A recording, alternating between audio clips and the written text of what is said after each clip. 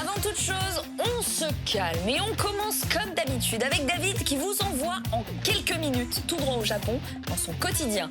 Découverte des derniers festivals, les lieux incontournables sur l'archipel et puis on revient en France pour découvrir les dernières annonces qu'il faut absolument retenir. C'est parti pour les news.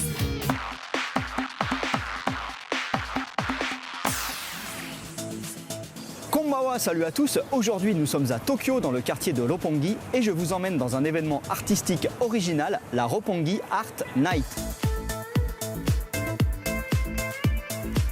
Alors, le principe de cet événement, c'est exactement le même que celui de la Nuit Blanche à Paris, par exemple. Pour résumer, il y a plein d'œuvres d'art et de performances disséminées partout dans le quartier. Et là, il y en a vraiment beaucoup, donc je vais essayer de vous faire une petite sélection amusante. Là, je suis sur un stand hautement expérimental. Alors, d'un côté, il y a du live painting avec un gars et une fille qui, en gros, dessinent n'importe quoi en rythme sur une musique électronique bien chelou. Mais le plus fort, c'est ce qu'ils appellent le takoyaki séquenceur. Alors, le principe, c'est qu'il y a un gars qui fabrique vraiment des takoyaki. Vous savez, ces boules de pâte dans lesquelles il y a des morceaux de poulpe.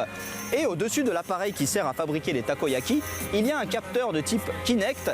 Et du coup, en fonction de la position où sont les takoyaki, le capteur détecte ça, c'est relié à un ordinateur et la musique change. Le résultat, c'est quelque chose d'à peu près inaudible musicalement, mais en tout cas c'est très drôle, il fallait vraiment y penser de faire de la musique avec des takoyaki.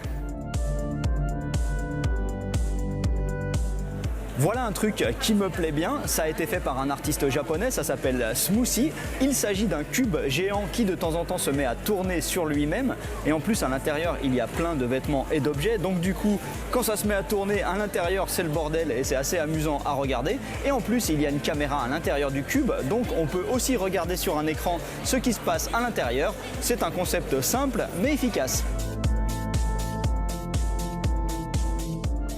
Maintenant, on est dans le grand n'importe quoi, pour pas dire le grand what the fuck, avec une performance de l'artiste Wakaki Kurumi. Alors, pour résumer, au départ, elle voulait faire une œuvre avec de l'animation comme ça en rotation, mais elle s'est ratée et du coup, pour se punir, elle a décidé que c'est elle qui deviendrait l'œuvre. Donc, elle s'est transformée en hamster et elle affirme qu'elle va courir comme ça non-stop pendant 2 jours dans cette roue géante.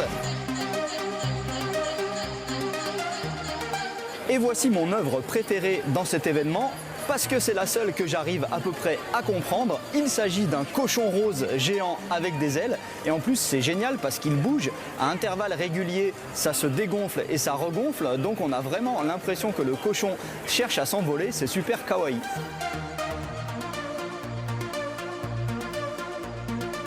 Voilà, ça n'est pas encore l'événement qui va me réconcilier avec l'art moderne. J'ai toujours autant de mal à savoir où ils veulent en venir. Mais en tout cas ici, dans l'ensemble, c'était assez drôle. Allez, à plus. Bien.